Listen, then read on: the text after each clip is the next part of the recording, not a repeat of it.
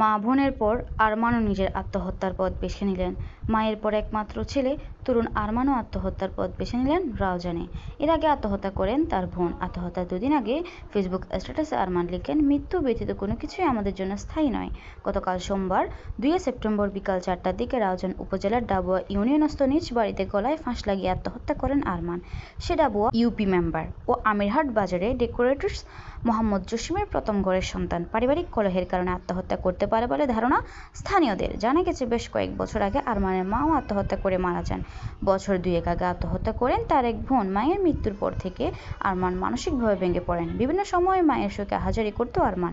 ৩ দিন আগে ফেসবুক স্ট্যাটাসে লিখেন, সত্য বড়টা যন্ত্রণার, বললেই ডিটেলস লাগে। সত্য সবসময় প্রমাণ চায়, মিথ্যার প্রমাণ লাগে না। আরেকটি ফেসবুক স্ট্যাটাসে লিখেন, যে তোমার অনিষ্ট চায় সে তোমাকে রাগাতে চেষ্টা করবে, অতঃপর অ্যাভয়েড করে চলবে, অতঃপর অপবাদ রটাবে।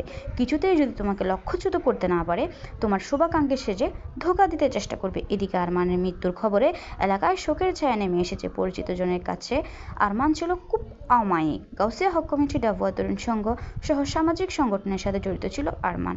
উল্লেখ্য, এক পরিবারের ৩ জনই আত্মহত্যার পথ বেছে নেওয়ার ঘটনায় অনেকে হতভম্ব। মেনে নিতে পারছে না পুরো পরিবারে একই পথের মৃত্যুর ঘটনা।